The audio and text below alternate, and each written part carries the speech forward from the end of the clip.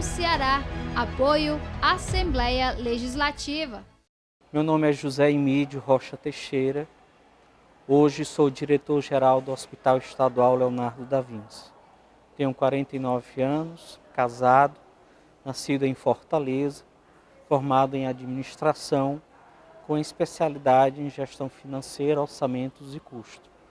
Hoje faço parte do Instituto de Saúde e Gestão Hospitalar, ISGH, uma OS sem fins lucrativos, nascido dentro do Hospital Valdemar de Alcântara, para prestar um serviço na excelência na gestão hospitalar.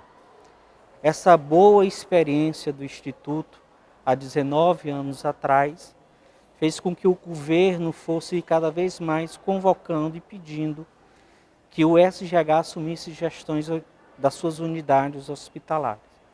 Assim, nós estamos no Hospital Valdemar de Alcântara, no Hospital do Cariri, em Juazeiro, no Hospital Regional do Norte, em Sobral, no Sertão Central, em Quixeramobim, além das 6 unidades estaduais de pronto atendimento aqui em Fortaleza. E aí, em 2020, surge a necessidade do enfrentamento da pandemia com a requisição desse hospital, então só Hospital Leonardo da Vinci, da iniciativa privada que estava fechado. O Estado requisita esse hospital para esse enfrentamento em março. Começa toda uma atividade do Estado em equipar esse hospital e aí em abril o ISGH assume a gestão do hospital. Gestão completa, desde os médicos até a parte de limpeza, compra de material, requisição, atendimento. E aí, dentro já do ISGH, na gerência dessa parte de orçamentos e de custo, sou convidado então para assumir a gestão da direção-geral do Hospital Leonardo da Vinci. No Instituto, na época, ele estava querendo aprimorar toda a parte de acompanhamento, de custos, de orçamento, fazer um bom planejamento, um acompanhamento, já que todo o recurso que o Instituto recebe provém do Estado, do imposto que o cidadão paga. Então, gerir bem esse recurso é compromisso. Compromisso do Estado e compromisso do ISGH. Então, há essa necessidade, eu venho ao Instituto para desenvolver e trabalhar melhor essa ação, em um melhor planejamento, um melhor controle de custo, para dar maior eficiência nas suas atividades, na gestão já dessas unidades que o Instituto está à frente a convite do Estado. Entro então no Instituto, nesse período para fazer esse trabalho, e aí a minha experiência nas nossas outras unidades de acompanhamento, de envolvimento na área assistencial, como eu disse, eu sou administrador, mas tive que mergulhar em todo esse entendimento do que é assistência, do que é um hospital, como prover um hospital, como gerir os recursos do hospital. E aí, impulsionado por esse desafio, na época, eu tive que mergulhar e conhecer o que é um hospital. E dentro dessa experiência, desse desenvolvimento feito, então aí surge esse convite do ISGH para que eu venha ao Hospital Leonardo da Vinci, na época, não só mais como gerir ou fazer um acompanhamento ou ajudar no orçamento, mas que estivesse à frente da direção do hospital. É um grande desafio, né? Na verdade, em março, o Dr. Hernani, da secretaria, assumiu e montou todo o hospital. Um guerreiro, uma pessoa que tem uma visão muito além, junto com o secretário, com o governo, visualizou para o enfrentamento da pandemia a necessidade de um instrumento que fosse exclusivo para o combate da Covid-19. Então, vendo na cidade quais os locais que poderiam estar contribuindo nessa ação, visualizou-se esse hospital.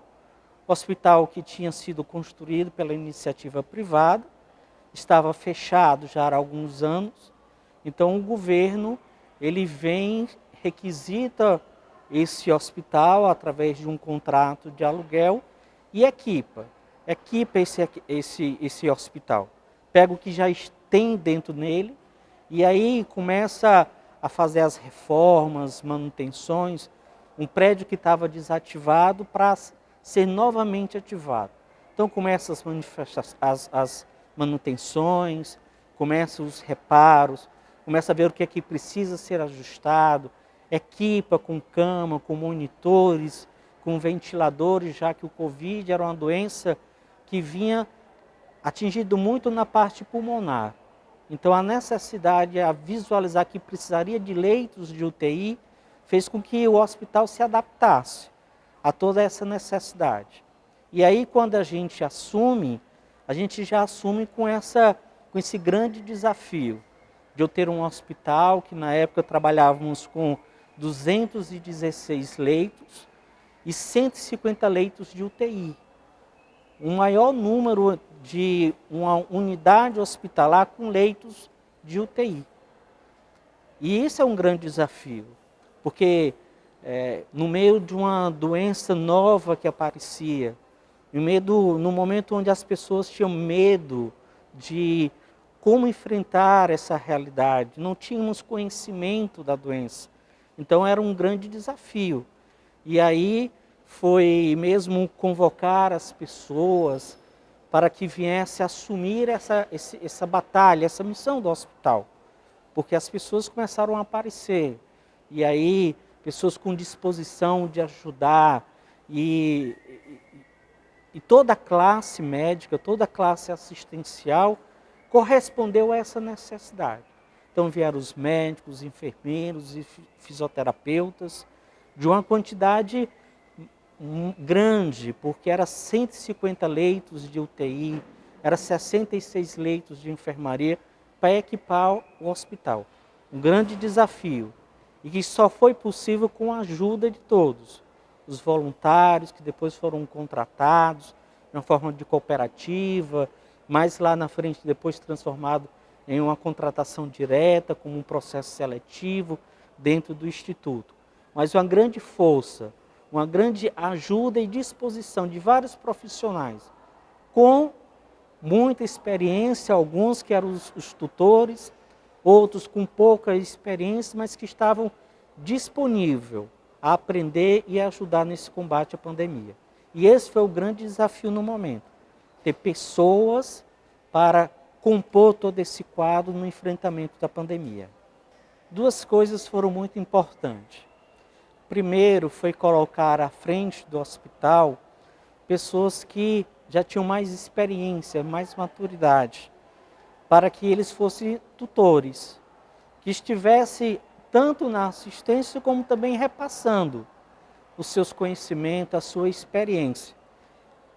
Agregado a isso, foi a experiência do que foi observado na Europa, o que tinha sido acertado e o que não tinha sido tão bom.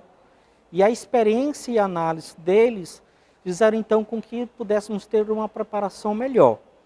Então, fomos atrás de profissionais, né? Na época, para montar o hospital e estar à frente, o doutor Adailton, a doutora Maria Helena, o próprio doutor Hernani, o doutor Flávio, que é o nosso presidente do Instituto, é pneumologista, estava à frente e aí pensaram assim, as pessoas que vierem trabalhar aqui vão precisar de ter tutores, pessoas com maior conhecimento. Então, foram pensados esses tutores que estiveram à frente, junto com esses que não tinham tanta experiência, mas estavam com a disposição de enfrentar uma doença nova, que existia um medo grande de contaminação, mas que estavam aqui dentro para ajudar aqueles que tinham sido atingidos pelo vírus.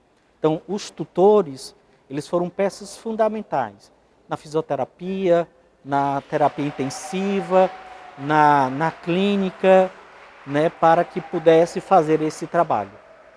Essas palmas é de um paciente que agora teve alta, que venceu o Covid e está saindo do hospital. Então, os instrutores foi peça fundamental e a gente ter esses coordenadores.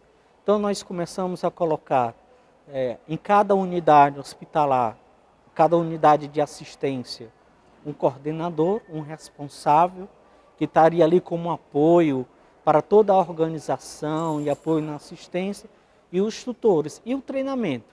Então, nesse momento, nós observamos que o treinar, dar o suporte na prática, não só na teoria, mas na prática, foi um outro caminho que ajudou a conhecer mais a enfermidade e a vencer esse momento de que não se tinha um conhecimento.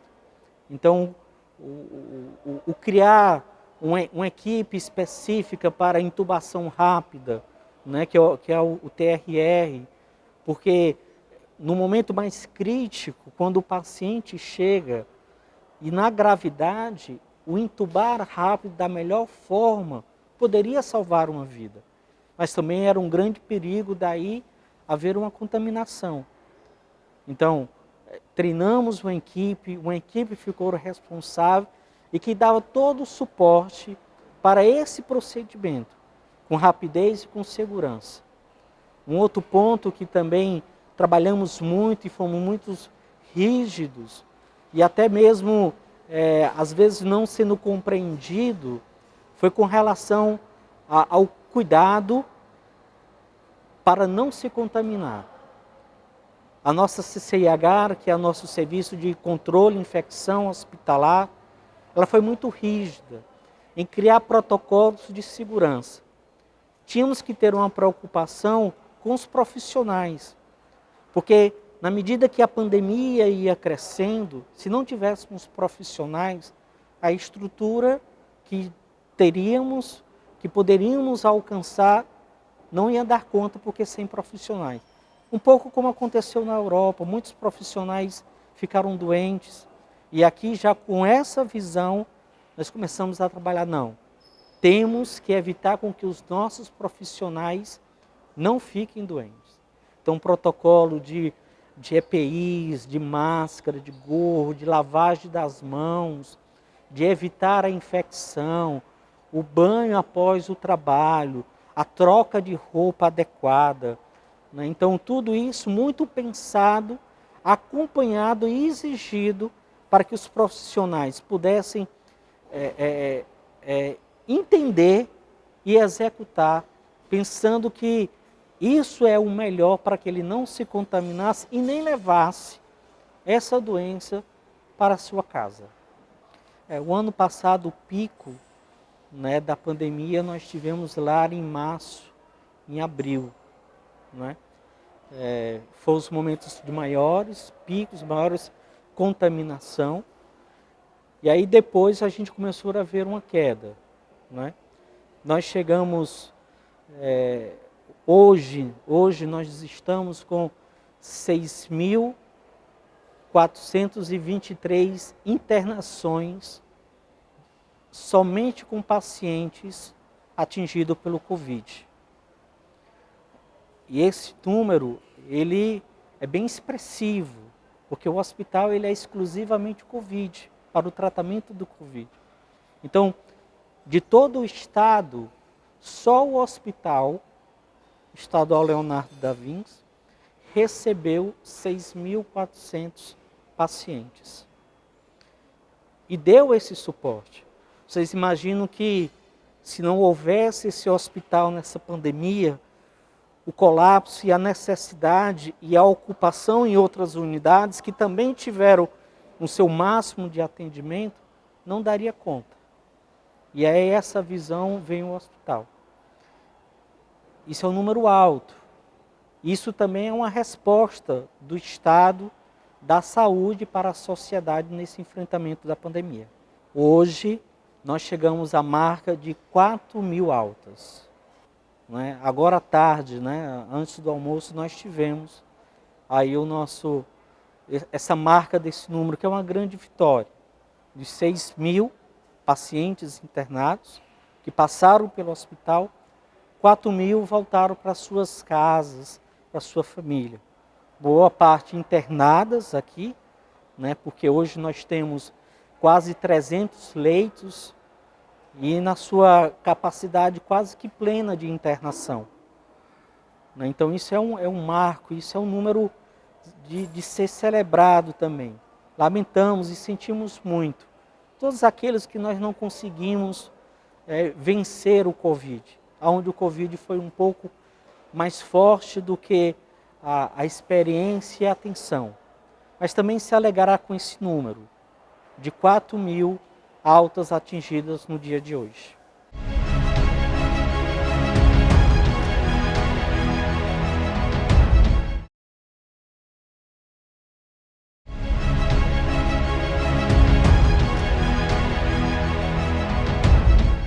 Quando a gente hoje percebe essa trajetória, a gente primeiro se alegra no sentido que a gente consegue vencer muito mais. E que a gente tem outros caminhos que se agregam à ação hospitalar para vencer a pandemia. O hospital ele é um instrumento para aqueles que são, de uma forma, atingidos pelo vírus e que necessitam de uma internação, que necessitam de um cuidado um pouco mais especial por estar dentro do hospital, por precisar de um leito de internação. Mas a caminhada nesse tempo, em uma conscientização, em um trabalho onde o uso da máscara, o isolamento, onde a vacinação hoje, né, que é o grande instrumento, que é a melhor arma que a gente possa ter para vencer é a vacinação. E todo esse empenho do Estado, né, é louvável, é um ato de agradecimento e de respeito pela parte do governo, da parte do governador, do secretário, de todos aqueles que estão envolvidos no comitê do combate, né, todas as autoridades que estão apoiando nesse momento. Porque a gente consegue dar passos de vitória. Então, nessa trajetória, a gente consegue, e para mim isso é muito gratificante, não só para mim, mas para todo o hospital.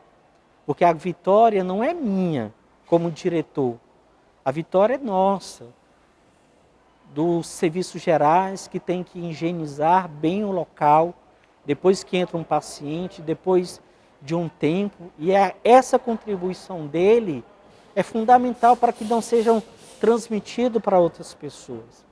A vitória também é daquele médico, do médico que está conosco desde o primeiro momento, que está aqui há 12 horas, 24 horas, num plantão, cuidando de um paciente, do técnico de enfermagem, do técnico de transporte, do recepcionista, do serviço social. E toda essa ação, ela é gratificante, porque a vitória é de todos. Então todos aqui se sentem parte integrante e vitoriosos contra a pandemia. Então é marco para nós, é marco para o ISGH que recebeu esse grande desafio do Estado em fazer a gestão do hospital, em estar contribuindo da melhor forma possível. Temos que melhorar sempre, mas hoje, da melhor forma, está vencendo esse momento. Então, é um marco para a sociedade, porque consegue ter uma referência, porque consegue ter um auxílio quando chegar uma necessidade. E que não chegue, esperamos isso. Mas havendo a necessidade, existe uma referência hoje. Uma referência no tratamento. A experiência desse tempo nos deu conhecer um pouco melhor a doença, a saber que precisamos agir mais rápido, que precisamos evitar o contágio, que é preciso ter mais atenção e mais humanização. Precisamos tirar desse momento de pandemia tudo o que ela quer nos ensinar para o bem. E eu acho que isso é grandeza, isso é vitória, isso são pontos positivos que o ser humano consegue ultrapassar em qualquer crise. Olhar diferente. Então nós não olhamos mais uma pessoa que necessita ser internada como mais um doente, mas a gente vê um ser humano, a gente vê uma família que é tão atingida como aquele que está no Covid, porque ela não consegue ter o contato presencial. Ela aguarda ansioso todo dia que o médico ligue para passar a informação. Ela vai contando os dias, se foi uma semana, 15 dias que está internado. O hospital e os profissionais começam também a participar dessa angústia da família. Isso traz uma aproximação. Isso também é uma vitória, porque faz com que a unidade hospitalar ela se torne mais humana. Ela volte mais para o ser humano, para aquela pessoa que precisa de uma ligação, quando a gente faz uma chamada de vídeo, quando a pessoa tem condições para o seu familiar. E como aquilo renova a pessoa e dá força para vencer. Então, quando fazemos uma chamada de vídeo, ela consegue ver um ente querido. Quando o médico liga e dá olha, hoje ele está melhor, conseguimos vencer. Olha, hoje ele piorou, mas nós estamos batalhando, estamos lutando, vamos conseguir. E essa relação, ela dá crescimento, ela dá uma nova forma de como você enxergar e viver esse momento. Foram 500 vidas que não estavam, provavelmente, no seu momento, fora a pandemia, para não estar mais com seus familiares, para não estar mais contribuindo com o mundo, com a vida, com o crescimento. Foram 500 mil pessoas que, atingidas por uma pandemia, foram retiradas. Isso vai ser uma marca. Isso atinge, não só porque não é meu parente, mas atinge a todo mundo, porque é uma dor do outro também. E eu acho que isso deve ser também um momento de grande reflexão para nós. O que podemos estar fazendo mais? É inconcebível que nós chegando a esse número de mortes, pessoas não fiquem sensibilizadas a manter um isolamento, a usar uma máscara, sabe? A fazer uma higienização mais correta das mãos, a não se aglomerar. Calma, vamos vencer. Já é 1 ano e 3 meses, é muito tempo, mas estamos mais à frente. Já conseguimos vacinação, já conseguimos ter uma perspectiva melhor. E vamos vencer esse momento. Mas isso que nós sofremos com essas percas todas, tem que nos ensinar. Pode atingir a mim, pode chegar perto de mim, pode chegar na minha família. E que não seja eu a ocasionar essa transmissão. Então, é viver o isolamento, ao não aglomerar, o uso da máscara, para combater. Nós aqui como instituição, como hospital, fazemos tudo o que é possível. E temos todos os instrumentos para combater a pandemia. Mas, saindo daqui, eu como cidadão, como pai de família, como irmão, como filho, tenho uma obrigação também de continuar esse trabalho, de ser também um outro médico, de ser um outro enfermeiro, de ser uma outra pessoa também a promover a saúde. De que forma? Com esses cuidados. Se eu usar a máscara, se eu não aglomerar, se eu manter o isolamento, eu vou estar combatendo a forma de transmissão. E aí eu vou ter menos infectados. Eu vou começar a não dar espaço para o vírus se alastrar para as outras pessoas. Nesse momento da pandemia, os profissionais de saúde, eles estão no seu máximo, nos seus limites. Porque não foi uma pandemia de 2 meses, de 3 meses. Já estamos lutando aí 1 ano e 2 meses, 1 ano e 3 meses. Hoje com a perspectiva de uma redução de curva. Mas esse trabalho, nesse tempo todo, ele é muito exaustivo, porque são plantões. Não foi um plantão, 2, 3, mas já estamos há 15 meses. E com essa rotina intensa do cuidado. Então precisamos também pensar que esse médico, ele chega no seu limite de esforço. Ele precisa também descansar. Ele precisa também ter a força para aguentar e prestar um bom serviço. Um plantão dentro de uma unidade Covid, ele deixa com maior tensão as pessoas. Porque o vírus, ele ainda é muito sorrateiro. E um paciente que pode estar bem, se ele não estiver sendo acompanhado, uma boa vigilância, ele pode ficar instável de uma forma rápida. E aí a atenção ela é maior. O cuidado de estar olhando, de estar examinando, de estar dando atenção, fazer o procedimento de uma forma muito mais vigilante, ela exige do profissional um trabalho mais árduo. Não que em um momento mais normal não tenha também essa necessidade de se fazer isso.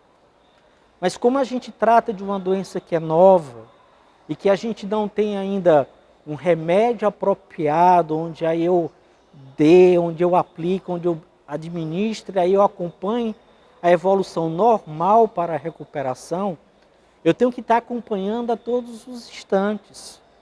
Eu preciso estar sempre vendo como é que estão os exames. Então eu faço mais exame, eu faço maiores procedimentos, mais vezes para eu ver como está acontecendo a cada momento, a cada dia, a evolução desse paciente.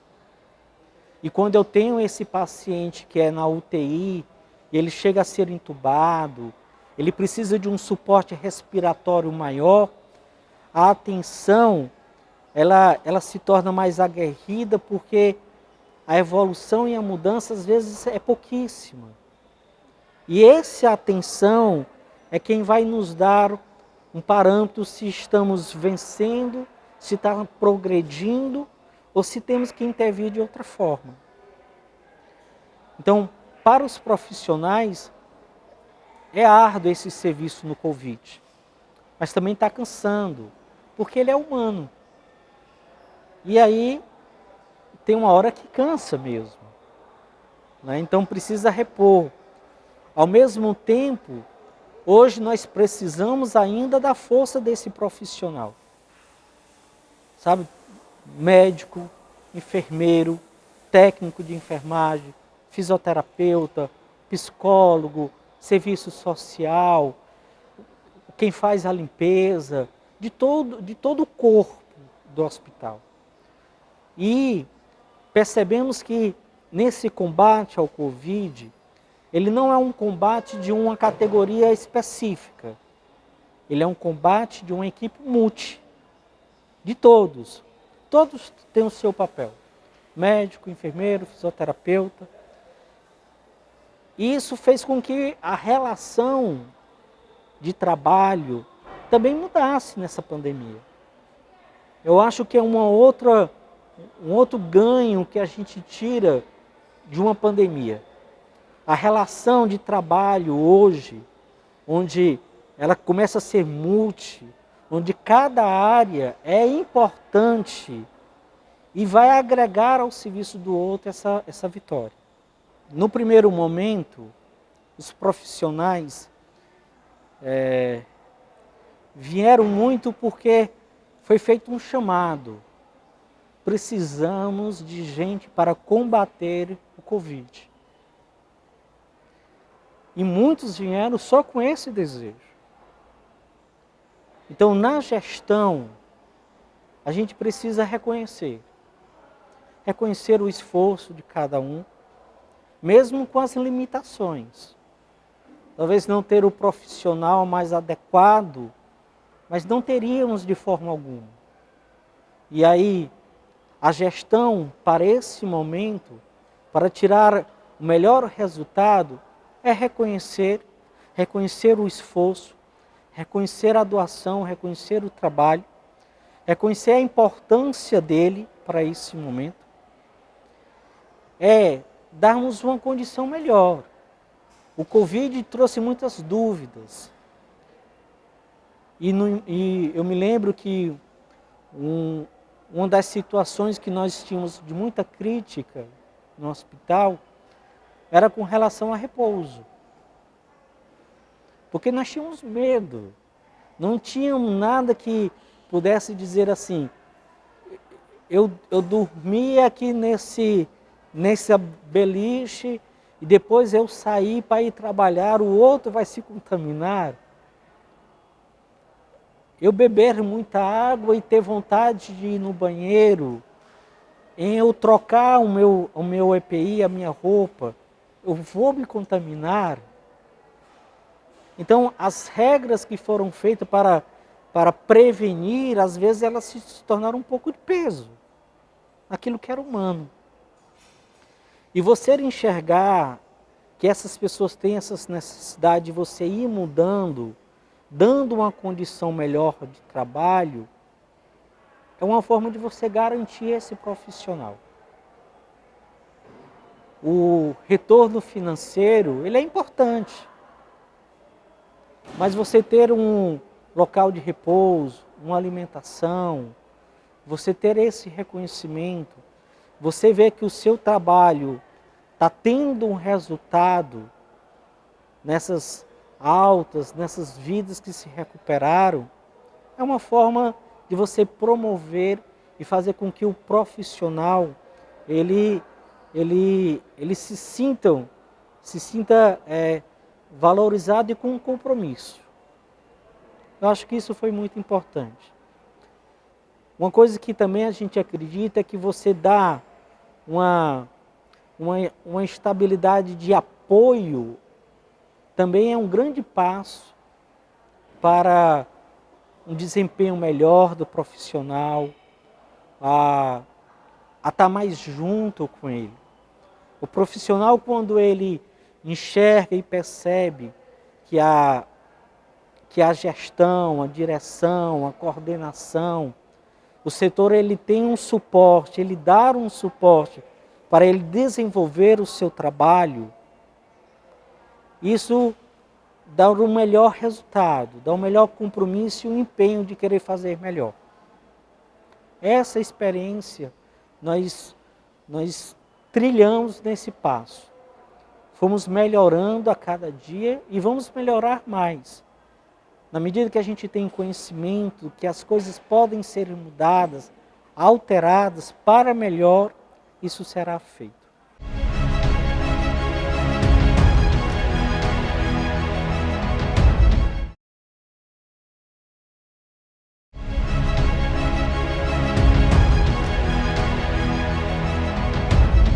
O hospital, a gente diz muito internamente que ele passa por uma mudança todos os dias. Não é?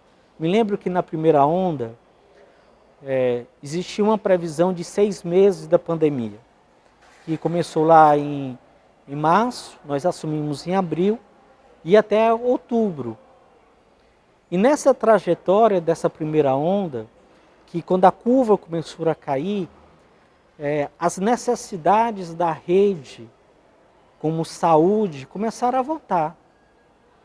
E aí o Estado, ele vendo que as pessoas estavam voltando para os hospitais, e aquelas doenças que já existiam, estavam voltando a um patamar alto, o governo ele pensou assim para o Leonardo da Vinci: vamos fazer um momento de transição e fazer um mutirão cirúrgico. Então, o Leonardo da Vinci ele saiu, no primeiro momento, da pandemia, lá na primeira onda. Em outubro, nós ficamos ainda como referência do Covid, mas também demos todo um suporte à sociedade, à rede, no mutirão cirúrgico. A fila cirúrgica do Estado é uma fila muito grande. E aí esse instrumento ele veio também para ajudar as outras unidades do Estado a diminuir e socorrer esses pacientes que estavam há tantos anos em filas esperando uma cirurgia. Seja de uma vesícula, seja de uma parte da ortopedia, de otorrino, seja na parte da uro, de cálculos. Então o hospital, ele foi ousado junto com o Estado, que nesse período de outubro do ano passado, nós iríamos fazer um mutirão, onde por mês iríamos fazer 800 cirurgias. Era um desafio. Foi um grande outro desafio para o Estado. É possível? Foi possível. Com o empenho dos profissionais, com uma rotina, como um fluxo, onde tínhamos ainda a mesma preocupação de não haver contaminação de Covid. Porque também ia começar a ter dentro do hospital pacientes que não eram atingidos pelo Covid.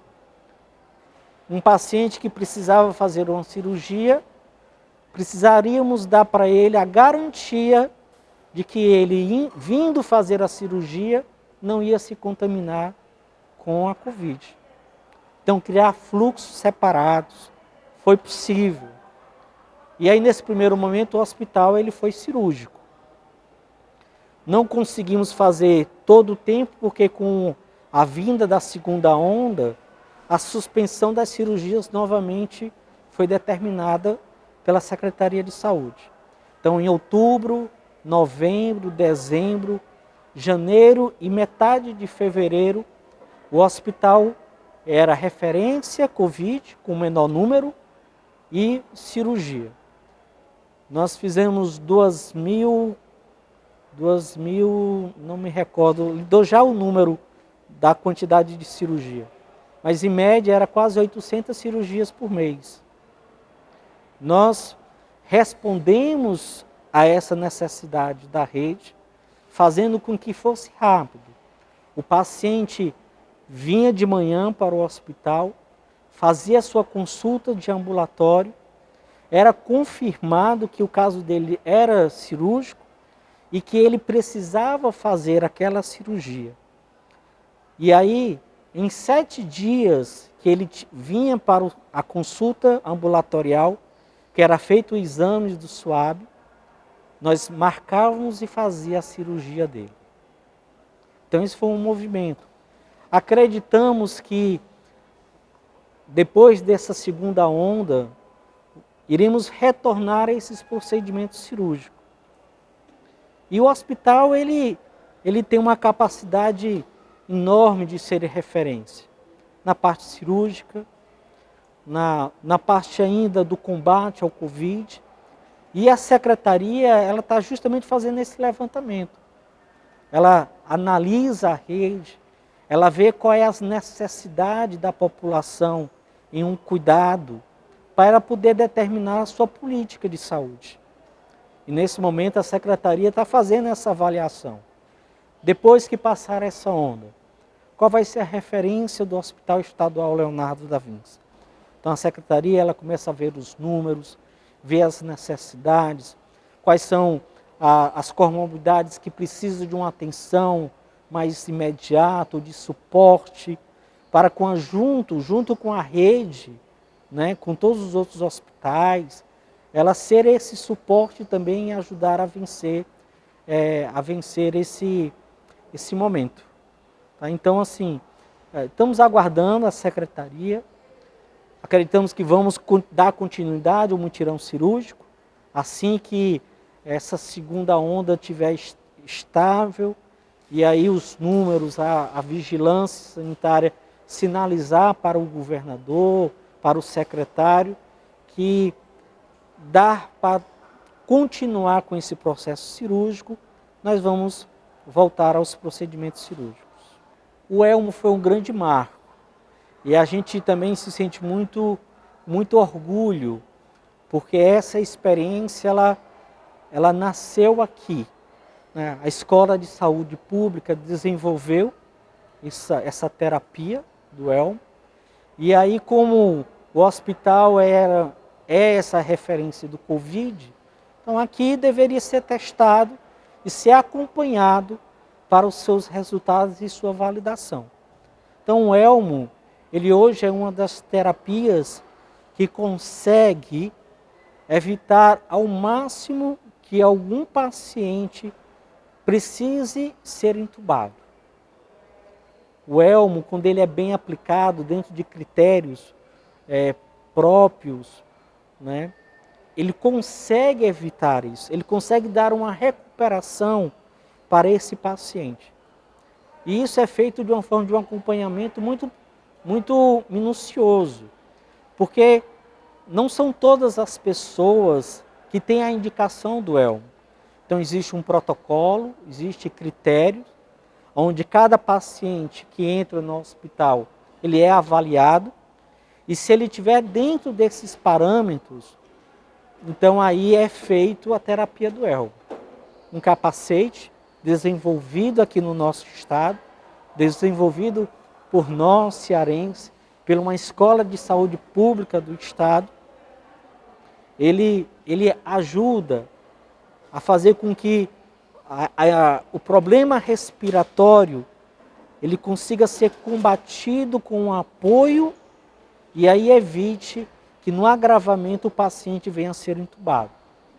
Mas esse acompanhamento, ele precisa ser muito próximo também, porque como eu disse, a indicação, ela não são para todos.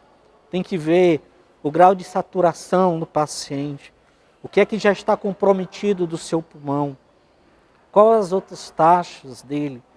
E quando foi feito no ano passado essa pesquisa, foi feito justamente para você identificar paciente que tem uma saturação, uma comorbidade, tem isso, aconteceu isso. Como foi a experiência da terapia? Teve resultado?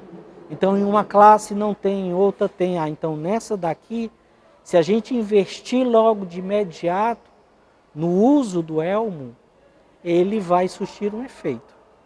Então, nós nos sentimos muito orgulhosos de ser esse hospital que deu início a essa terapia. Hoje é um avanço, o próprio governador como secretário apresentou ao ministro a terapia do Elmo. É um avanço, tem dado resultado. Nós já ultrapassamos, né, desde quando foi validada a terapia do Elmo, já estamos com mais de 300 a 400 pacientes que utilizaram o Elmo e nessa sua totalidade, quase que 80% tivemos um resultado positivo.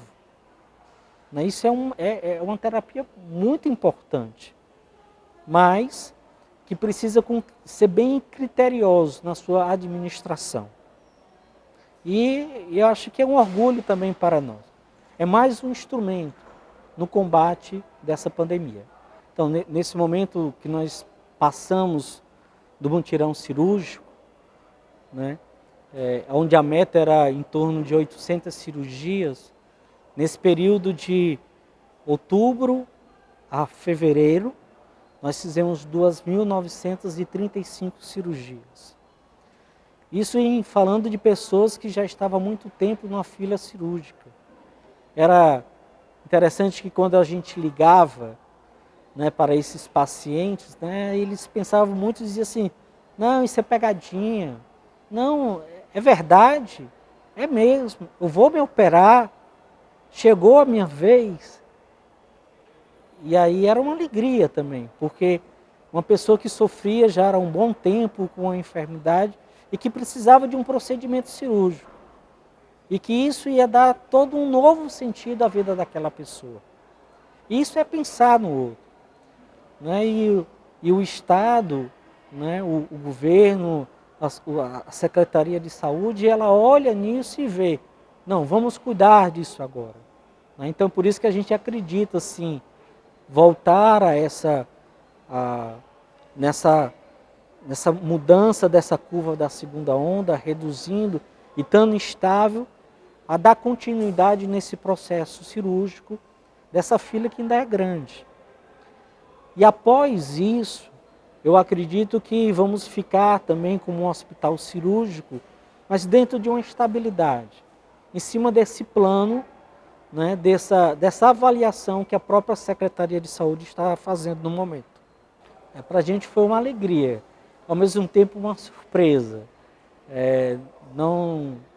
Apesar do hospital ser a referência no Covid, nós não imaginávamos que seria aqui o pontapé dessa outra linha de batalha contra a pandemia. E eu me lembro que estávamos aqui quando, olha, a vacina vai chegar e o governador vai vir para cá e vai começar a vacinação aqui. Então foi uma alegria muito grande. E aí pensar, quem vacinar? Quem serão aqueles? E aí vimos com os coordenadores, não foi uma escolha do governador, do secretário ou minha como diretor, mas os próprios colaboradores, vamos botar uma técnica de enfermagem, vamos botar um enfermeiro, vamos botar um médico. Quem são esses? E aí o próprio corpo vendo, aqui indicaram essas pessoas. Então aí nós tivemos sim, a primeira pessoa vacinada dentro do estado, ser uma mulher e ser uma funcionária aqui do hospital. E aquilo um marco para esse momento tão importante. E que hoje precisa ser o esforço, e é isso que o governo está fazendo. Temos que avançar na vacinação.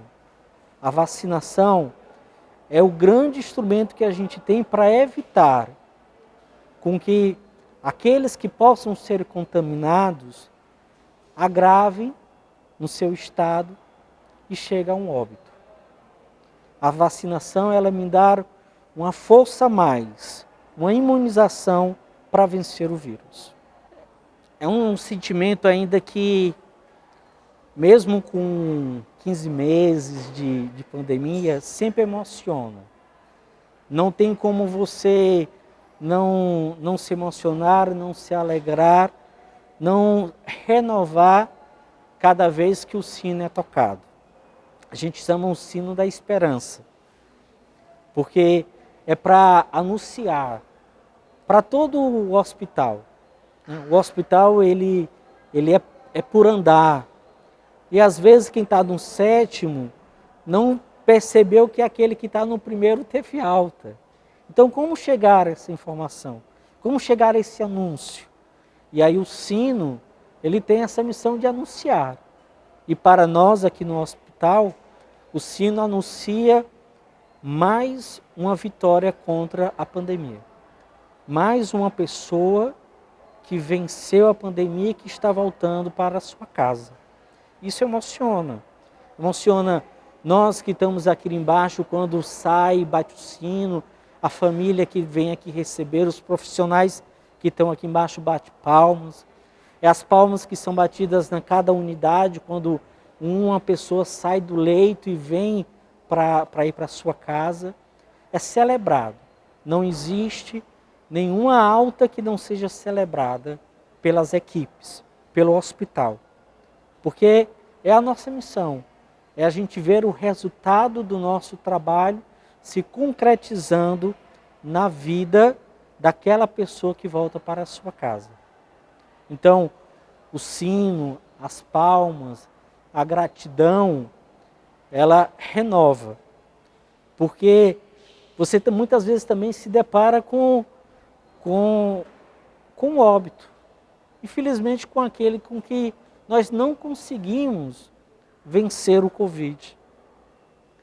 E aí, em meio a isso, a certeza de que pode ser vencida por esse que saiu, nos renova. Dá cada vez mais confiança para os profissionais a continuarem a vencer, a lutar, a trabalhar, a dar o máximo que você tem para vencer aquilo. Então esse momento da alta ele é muito importante. Não por ser mais um número. Eu falei um pouco antes que chegamos à marca de 4.000 altas. Mas não é um número. É uma pessoa, é um pai, é uma mãe, é um filho que volta para o seu convívio, que volta para o meio daqueles que amam. Então isso é muito importante. Então renova o sino, renova as palmas, renova todo o trabalho de ver que aquela pessoa que entrou aqui, que se agravou, que passou 5, 10, 15, 20, 21 dias, 28 dias, 30 dias, ou muitos 60 dias internado, que alguns que você pensa assim, e agora? Vamos lutar e de repente começa a dar um sinal e vence e sai. Isso é renovado, isso é renovação, isso é alegria, isso é entusiasmo. Isso é o melhor retorno que nós podemos ter enquanto profissionais da saúde do nosso trabalho. Aquela alta daquela pessoa, daquele ser humano, daquele pai, daquele filho, daquela mãe que volta para o meio da sua família.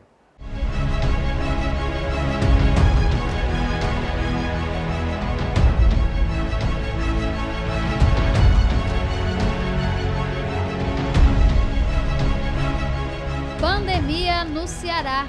Apoio Assembleia Legislativa.